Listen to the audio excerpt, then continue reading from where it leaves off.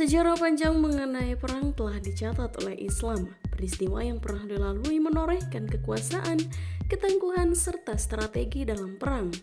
Perang besar pertama kali yang dialami umat Islam yaitu Perang Badar yang terjadi pada 17 Ramadan 2 Hijriah, dan masih banyak kejadian peperangan lain sebelum dan setelah Perang Badar tersebut.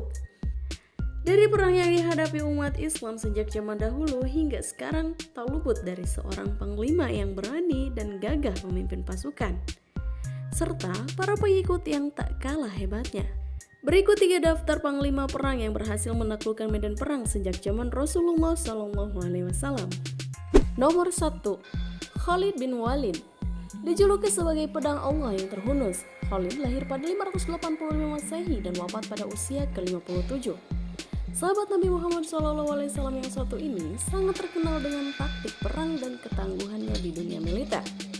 Nama Khalid bin Walid sendiri disebut sebagai panglima yang tak terkalahkan pertahanannya di lebih dari 100 kali pertempuran yang ia pimpin. Khalid bin Walid dahulunya merupakan panglima perang kaum kafir Quraisy yang berperan penting dalam perang Uhud melawan umat muslim. Khalid bin Walid masuk Islam dan tergabung bersama Nabi Muhammad SAW dengan melalui perjanjian Hudaybiyah. Pencapaian strategis yang diraih yaitu penaklukan Arab selama Perang Ridho, Persia Mesopotamia, dan Suriah Romawi dalam waktu 4 tahun. Kelihayan Khalid bin Walid juga terlihat pada pertempuran Yarmouk. Khalid bin Walid memimpin 40.000 tentara dan menerima misi tersebut dari Khalifah Abu Bakar untuk menyatukan seluruh Timur Tengah di bawah bendera Islam.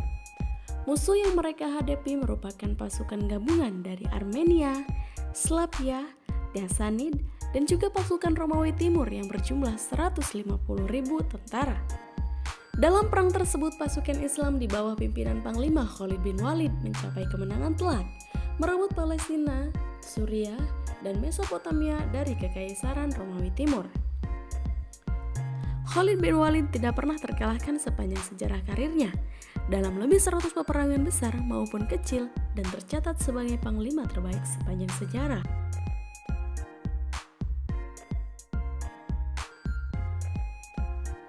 2. Muhammad Al-Fatih.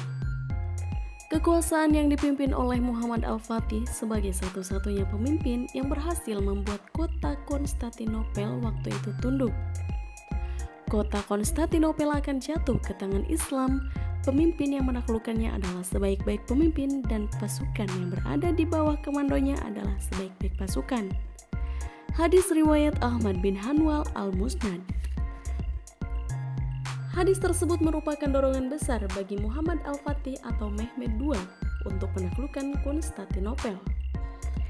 Berbagai upaya dilakukan hingga beberapa kali menemui kegagalan di usianya yang masih belia, menginjak umur 21 tahun. Muhammad Al-Fatih ini sangat berani mengambil keputusan untuk membawa serta bela tentara serta kapal-kapal mereka melalui perbukitan Galata untuk memasuki titik terlemah Konstantinopel, yaitu Selat Golden Horn. Ketika itu, Muhammad Al-Fatih serta ribuan tentaranya menarik kapal-kapal mereka melalui darat dan mendapat respon negatif akan kemustahilan dengan rencana yang diperintahkan, dan dengan tegas dan berani Muhammad Al-Fatih memerintahkan kepada bela tentaranya untuk bergegas melakukan hal tersebut.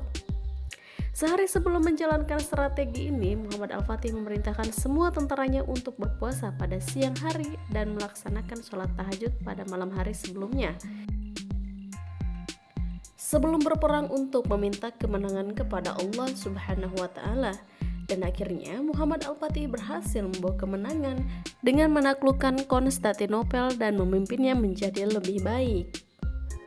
3. Salahuddin Al-Ayyubi. Jejak karir Salahuddin Al-Ayyubi merupakan pemimpin pasukan muslim dalam perang salib melawan umat Kristen. Sejak saat itu namanya melejit di kalangan muslim dan Kristen, merebut Yerusalem yang saat itu dipimpin Balian dari Ibelin dalam 12 hari pertempuran. Dan dengan kemuliaannya, Salahuddin tidak menyakiti satupun para tawanannya dari tentara Kristen dan melepaskannya bagi yang mau kembali ke Eropa. Akibat kemuliaannya serta kesatria yang pemberani, Salahuddin dikenal dan harum namanya di kalangan muslim dan umat Kristen. Pria yang dilahirkan di kota Tikrit, Irak pada 1138 Masehi dan berasal dari suku Kurdi ini sudah menguasai taktik peperangan, politik serta strategi dari semenjak dia masih kecil.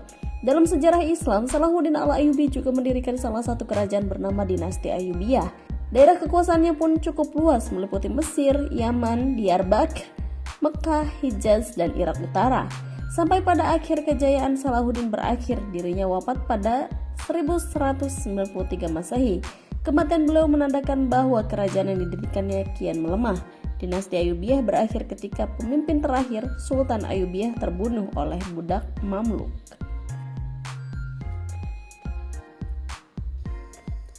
Semoga video tadi dapat menambah wawasan kalian ya. Jangan lupa untuk di subscribe, di like, dan di komen.